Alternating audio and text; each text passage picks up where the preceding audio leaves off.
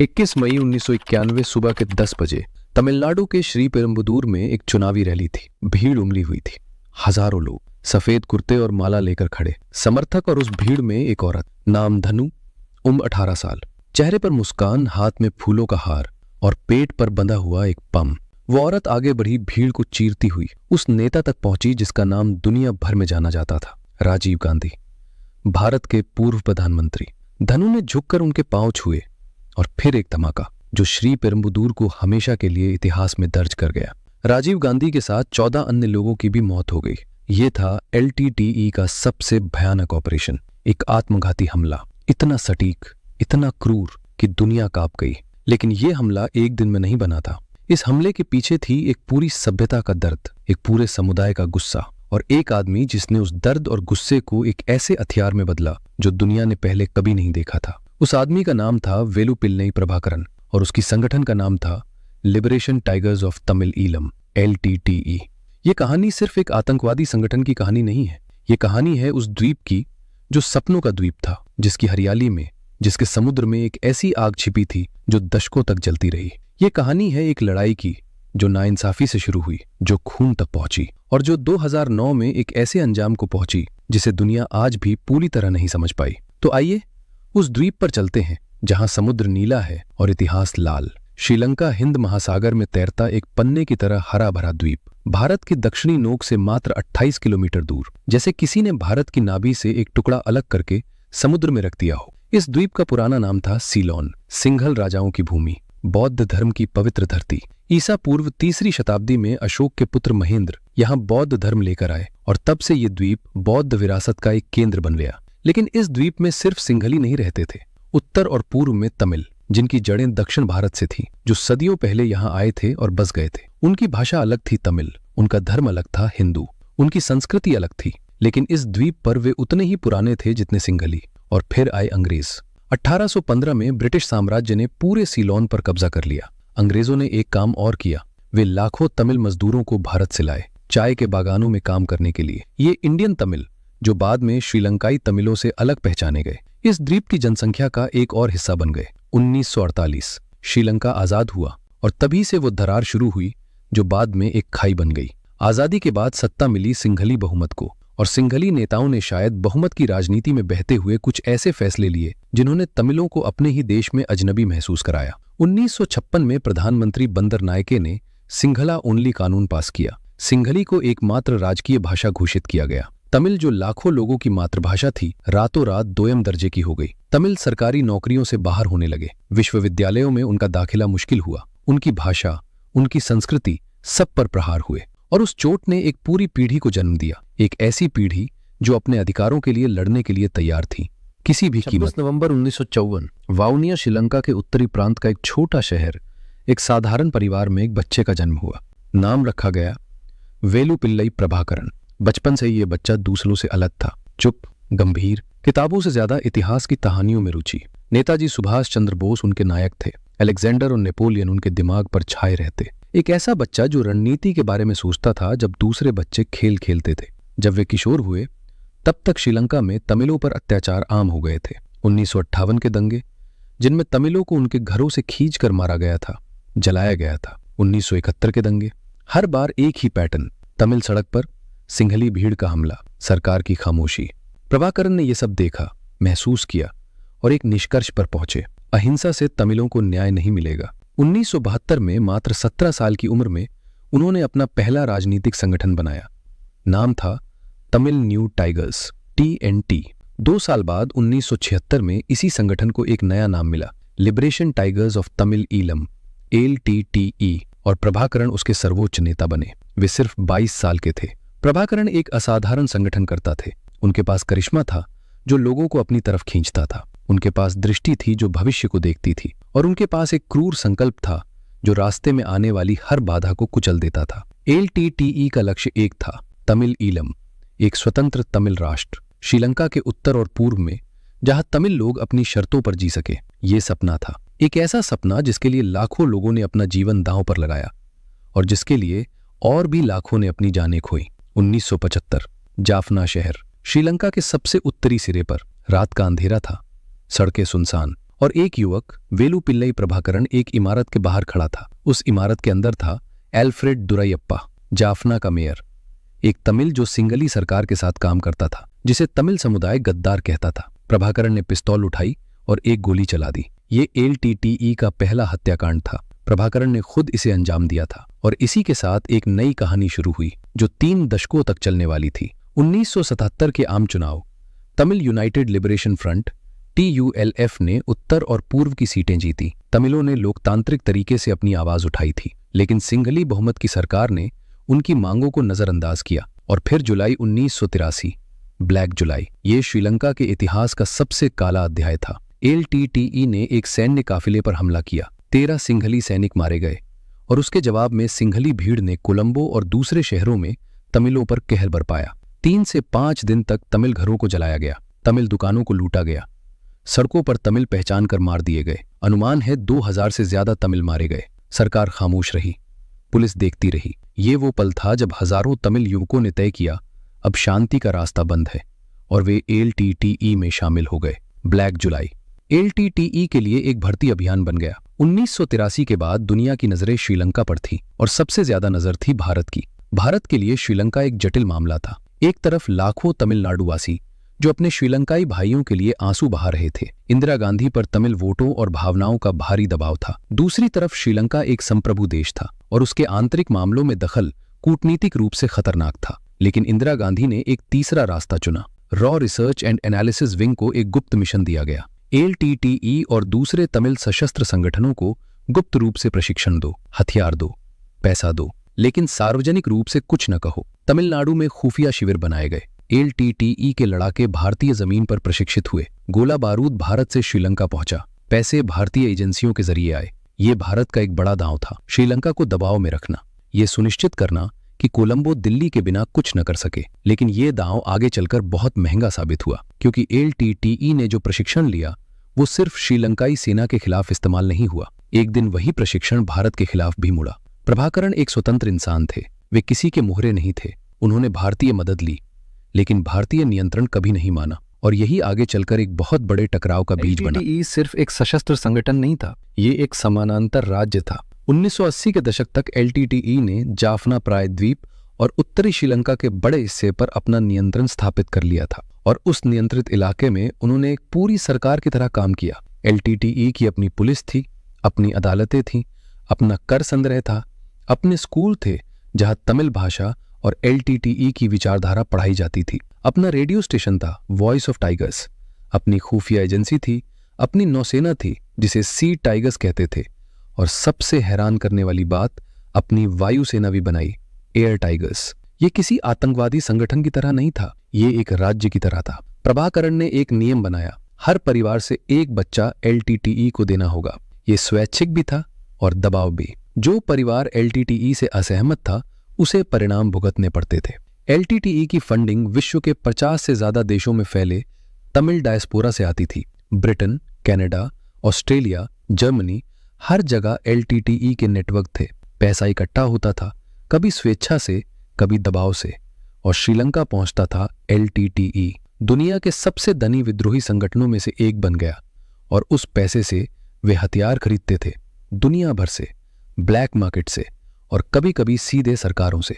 एक ऐसा संगठन जिसने साबित कर दिया कि एक विद्रोह अगर सही तरीके से ऑर्गेनाइज हो तो वो एक देश बन सकता है। LTTE की सबसे खतरनाक इकाई का नाम था ब्लैक टाइगर्स। ये थे आत्मघाती हमलावर, वे लड़ाके जो जानते थे कि वे मरेंगे और जो फिर भी हंसते हुए अपने मिशन पर निकलते थे। LTTE ने आधुनिक दुनिया में सुसाइड बॉम्बिंग को एक नई ऊंचाई तक पहुंचाया। 1980 से 2009 के बीच LTTE ने 200 से ज्यादा आत्मघाती हमले किए, जितने किसी और संगठन ने नहीं किए। उस दौर में ब्लैक टाइगर्स का चयन बेहद सावधानी से होता था। वे सबसे समर्पित, सबसे साहसी लड़ाके होते थे जिन्होंने खुद इस मिशन के लिए स्वेच्छा से आवेदन किया होता था। मिशन से पहले प्रभाकरण खुद उनसे मिलते थे, उनके साथ खाना खाते थे, एक आखिरी विदाई, एक आखिरी आशीर्वाद, और फिर वे लगा के अपने बमों के साथ निकल जाते थे। महिलाएं भी इस इकाई में थीं।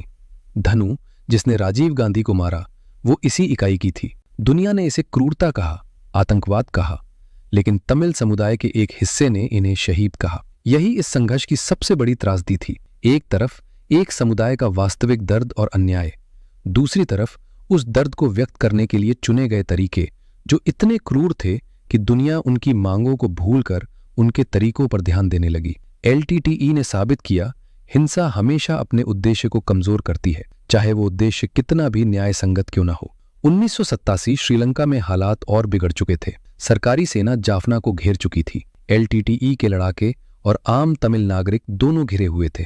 बमबारी हो रही थी, भूखमरी का खतरा था। तमिलनाडु में लोग सड़कों पर थे।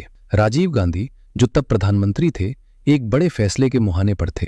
29 जुलाई 1987 कोलंबो। राजीव गांधी और श्रीलंकाई राष्ट्रपति JR जयवर्धने ने एक ऐतिहासिक समझौते पर हस्ताक्षर किए, इंडो श्रीलंका एकॉर्ड। इस समझौते के तहत एलटीटीई हथियार डालेगा, श्रीलंका उत्तर पूर्व में एक प्रांत बनाएगा जहां तमिलों को स्वायत्तता मिलेगी और Indian peace keeping force IPKF Sri Lanka जाएगी। लेकिन एक समस्या थी, किसी ने एलटीटीई से नहीं पूछा। प्रभाकरण, जो तमिलनाडु में थे, उन्होंने इस समझौते को मानने से इनकार कर दिया। IPKF के 70,000 भारतीय जवान श्रीलंका पहुंचे और बहुत जल्द उन्हें एहसास हुआ कि वे एक ऐसे युद्ध में उतर चुके हैं जहां दोस्त और दुश्मन की कोई सीमा नहीं थी। एलटीटीई ने हथियार नहीं डाले और भारतीय जवान, जो शांति रक्षक बनकर आए थे, युद्ध में उतर गए। अक्टूबर 1987 जाफना। एलटीटीई ने ऐलान कर दिया वे हथियार नहीं डालेंगे। IPKF को आदेश मिला, जाफना को एलटीटीई से मुक्त कराओ। जो जवान शांति रक्षक बनकर आए थे, वे अब एक शहरी युद्ध में फंस गए थे। जाफना की गलियां, जो तमिल संस्कृति का दिल थी, अब एक खूनी रणभूमि बन गई। हर घर एक किला हो सकता था, हर छत एक स्नाइपर की जगह। एलटीटीई के लड़ाके, जो इस शहर को अपनी हथेली की तरह जानते थे, उन्होंने भारतीय जवानों को भारी नुकसान पहुंचाया। एक ऑपरेशन का नाम था पवन, IPKF का सबसे बड़ा ऑपरेशन। इस ऑपरेशन में भारतीय जवानों ने जाफना पर नियंत्रण पाया, लेकिन कीमत बहुत बड़ी थी। 3 वर्षों में IPKF के 1000 से ज्यादा जवान शहीद हुए, हजारों घायल हुए और सबसे दुखद, तमिल नागरिकों का वो भरोसा जिसे बचाने के लिए IPKF आई थी, वो भी टूट गया। क्योंकि युद्ध में चाहे कोई भी लड़े, नागरिक हमेशा पिसते हैं। 1989 भारत में नई सरकार, VP सिंह प्रधानमंत्री। उन्होंने तुरंत ऐलान किया IPKF वापस आएगी और 1990 की शुरुआत में 3 साल के उस दर्दनाक अनुभव के बाद भारतीय जवान श्रीलंका से लौट आए। एलटीटीई ने IPKF की वापसी का जश्न मनाया, लेकिन प्रभाकरण राजीव गांधी को नहीं भूले। उनके मन में गहरी नाराजगी थी। IPKF ने एलटीटीई के हजारों लड़ाकों को मारा था, तमिल जनता को तकलीफ दी थी। प्रभाकरण ने एक फैसला किया, राजीव गांधी को जिंदा नहीं छोड़ना। 1991 राजीव गांधी अब सत्ता में नहीं थे, वे विपक्ष के नेता थे, चुनाव प्रचार कर रहे थे। 21 मई 1991 श्री पेरुंगुदूर धनु एक धमाका और भारत के सबसे युवा प्रधानमंत्री नहीं रहे। ये एलटीटीई की सबसे बड़ी गलती थी। इस हत्या ने भारत में एलटीटीई के लिए सहानुभूति को हमेशा के लिए खत्म कर दिया। भारत सरकार ने एलटीटीई को आतंकवादी संगठन घोषित किया और अंतर्राष्ट्रीय मंच पर एलटीटीई अब एक विद्रोही आंदोलन नहीं था, वो एक आतंकवादी संगठन था। यही वो मोड़ था जहां से एलटीटीई का पतन शुरू हुआ। 1990 के दशक। IPKF के जाने के बाद श्रीलंकाई सेना और एलटीटीई के बीच सीधी जंग। ये दशक श्रीलंका के सबसे खूनी दशक के रूप में इतिहास में दर्ज हुआ। 1990 में एलटीटीई ने एक ऐसा कदम उठाया जिसने दुनिया को चौंका दिया। उत्तरी श्रीलंका में रहने वाले 1 लाख से ज्यादा मुस्लिम तमिलों को एलटीटीई ने 48 घंटे के भीतर अपना घर छोड़ने का आदेश दिया। बस इतना वक्त, और जो नहीं गए उनके लिए खतरा था। ये जातीय सफाई थी। एलटीटीई जो तमिल अधिकारों की बात करता था, उसने तमिल मुसलमानों के साथ वही किया जो सिंगली सरकार ने तमिलों के साथ किया था। इस कदम ने एलटीटीई की नैतिक साख को एक गहरी चोट दी। इसी दशक में एलटीटीई ने अपने सबसे बड़े हमले किए। 1991 में कोलंबो में श्रीलंकाई नौसेना के मुख्यालय पर हमला। 1993 में श्रीलंकाई राष्ट्रपति रानसिंगे प्रेमदासा की हत्या, एक आत्मघाती हमलावर ने उन्हें मार डाला। 1996 में कोलंबो में सेंट्रल बैंक पर हमला, एक ट्रक बम, 90 से ज्यादा मरे, 500 से ज्यादा घायल। ये दुनिया का उस समय का सबसे बड़ा वित्तीय संस्थान पर हमला था। एलटीटीई की ताकत अपने चरम पर थी, लेकिन उसी समय श्रीलंकाई सेना भी मजबूत हो रही थी। नए हथियार, नई रणनीति, विदेशी मदद और एक नई पीढ़ी के श्रीलंकाई नेता जो इस युद्ध को हमेशा के लिए खत्म करने पर आमादा थे। सी टाइगर्स, ये नाम दुनिया के किसी भी नौसेना प्रमुख की नींद उड़ा देता था। एलटीटीई ने जो एक जमीनी विद्रोही संगठन के रूप में शुरू हुआ था, एक पूरी नौसेना खड़ी कर ली। ऐसा पहले कभी नहीं हुआ था। सी टाइगर्स के पास थे छोटी लेकिन तेज नावें, फाइबर ग्लास हल्स जो रडार पर पकड़ में नहीं आती थी। इन नावों पर भारी हथियार लगे होते थे और कई बार ये नावें खुद ही बम बन जाती थी। 1994 में सी टाइगर्स ने श्रीलंकाई नौसेना के एक फ्रिगेट SLNS अभिता को डुबो दिया। ये पहली बार था जब किसी विद्रोही समूह ने एक देश की नौसेना का युद्धपोत डुबोया था। अंतर्राष्ट्रीय समुद्री व्यापार भी LTTE का हथियार था। LTTE के पास कार्गो जहाजों का एक बेड़ा था जो अलग अलग नामों से दुनिया के बंदरगाहों पर जाते थे। इन जहाजों में हथियार छिपाए जाते थे और वे मालदीव, थाईलैंड, म्यांमार के रास्ते श्रीलंका पहुंचते थे। CIA और इंटरपोल दोनों इस नेटवर्क को तोड़ने में सालों लगे रहे और एयर टाइगर्स, हाँ, LTTE के पास हल्के विमान भी, ज्यादातर चेकमेट जेलिन विमान जिन्हें उन्होंने बमवर्षत बढ़ा दिया था 2007 में। एयर टाइगर्स ने कोलंबो के उत्तर में एक सैन्य ठिकाने पर बमबारी की। ये पहली बार था जब किसी विद्रोही संगठन ने किसी देश की राजधानी के पास हवाई हमला किया। दुनिया दंग रह गई। ये संगठन एक देश की तरह लड़ रहा था। श्रीलंका का इतिहास एक दुखद पैटर्न से भरा है। युद्ध, शांति वार्ता, उम्मीद और फिर टूटना। ये चक्र बार बार दोहराया गया। 1994 से 1995 राष्ट्रपति चंद्रिका कुमार तुंगा सत्ता में आई। उन्होंने LTTE से सीधी बातचीत शुरू की। कुछ महीनों के लिए युद्ध विराम हुआ और फिर LTTE ने एक जहाज डुबो दिया। बातचीत खत्म, युद्ध फिर शुरू। 2002 नॉर्वे की मध्यस्थता में एक और शांति समझौता, सीज फायर एग्रीमेंट। इस बार दुनिया को उम्मीद थी। LTTE और सरकार दोनों मेज पर बैठे। बातचीत हुई हेलसिंकी में, जिनेवा में, जाफना में। LTTE की मांग थी एक इंटरिम सेल्फ गवर्निंग अथॉरिटी। सरकार तैयार नहीं थी और LTTE जो कभी झुकना नहीं जानता था, उसने 2006 में एक तरफा समझौता तोड़ दिया। एक और युद्ध शुरू हुआ, इस बार आखिरी युद्ध। 2005 श्रीलंका के राष्ट्रपति चुनाव महिंदा राजपक्षे जीते। वे एक बिल्कुल अलग तरह के नेता थे। उन्होंने ऐलान किया LTTE के साथ कोई समझौता नहीं, LTTE को पूरी तरह नष्ट करना होगा। ये एक बड़ा बयान था। दुनिया के कई देशों ने चेतावनी दी लेकिन राजपक्षे ने अनसुना कर दिया। उन्होंने अपने भाई गोटाबाया राजपक्षे को रक्षा मंत्रालय दिया। गोटाबाया ने सेना का पूरा ढांचा बदल दिया। नई रणनीति, नए हथियार और एक नया सिद्धांत। 2006 जुलाई माविल और वो एक छोटा सा पानी का मोड़ जिसे LTTE ने बंद कर दिया था। 12,000 तमिल किसानों के खेतों को पानी मिलता था। उसी मोड़ से LTTE ने उस पानी को रोककर एक मांग रखी। सरकार ने मांग नहीं मानी। श्रीलंकाई सेना आगे बढ़ी और ईलम वॉर 4 शुरू हुआ, चौथा और अंतिम युद्ध। इस युद्ध की शुरुआत छोटी थी लेकिन श्रीलंकाई सेना की रणनीति इस बार बिल्कुल अलग थी। पिछले युद्धों में सेना बड़े इलाके जीतती थी लेकिन फिर LTTE गुरिल्ला टैक्टिक से उन इलाकों को वापस ले लेता था। इस बार एक नई रणनीति, simultaneous advance on multiple fronts. सेना ने एक साथ उत्तर से, पूर्व से और दक्षिण से आक्रमण किया। LTTE को एक साथ कई मोर्चों पर लड़ना पड़ा। 2007 पूर्वी श्रीलंका जो कभी LTTE का गढ़ था, सरकारी नियंत्रण में आ गया। यह एक बड़ी हार थी LTTE के लिए, लेकिन असली लड़ाई अभी बाकी थी। उत्तर में वान्नी का इलाका जहां LTTE का मुख्यालय था, जहां प्रभाकरण थे। वान्नी श्रीलंका के उत्तरी भाग में घने जंगलों और छोटे गांवों का वह इलाका जो LTTE का दिल था। किलिनोची LTTE की राजधानी, जहां प्रभाकरण का मुख्यालय था, जहां LTTE की सरकार चलती थी, जहां से सी टाइगर्स और एयर टाइगर्स को नियंत्रित किया जाता था। श्रीलंकाई सेना 2008 में वान्नी में घुसी। यह कोई साधारण सैन्य अभियान नहीं था। यह एक लंबी, थका देने वाली, कदम कदम की लड़ाई थी। LTTE ने हर गांव, हर खेत, हर पेड़ के पीछे मुकाबला किया। Land mines, booby traps, suicide bombers. सेना आगे बढ़ती रही।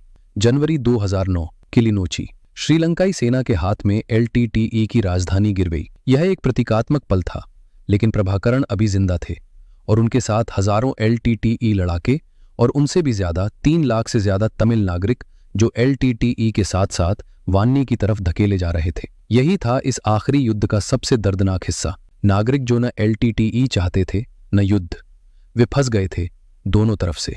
मुल्लिवाईकल एक छोटा सा समुद्र किनारे का इलाका। 2009 की शुरुआत में यहां 3 लाख तमिल नागरिक सिमट आए, LTTE के पीछे पीछे या LTTE के दबाव से। यह एक मानवीय तबाही थी। तंबू नहीं थे, खाना नहीं था, दवाइयां नहीं थी, पानी नहीं था और ऊपर से गोलाबारी हो रही थी। सरकार ने कहा नो फायर जोन्स बनाए जाएंगे जहां नागरिक सुरक्षित रहेंगे, लेकिन सबूत बताते हैं उन इलाकों पर भी बमबारी हुई। संयुक्त राष्ट्र के अनुसार इस आखिरी युद्ध में 40,000 से ज्यादा तमिल नागरिक मारे गए। कुछ रिपोर्टों में यह संख्या और ज्यादा है। LTTE ने भी उन नागरिकों को ह्यूमन शील्ड की तरह इस्तेमाल किया जो भागना चाहते थे। उन्हें नहीं जाने दिया।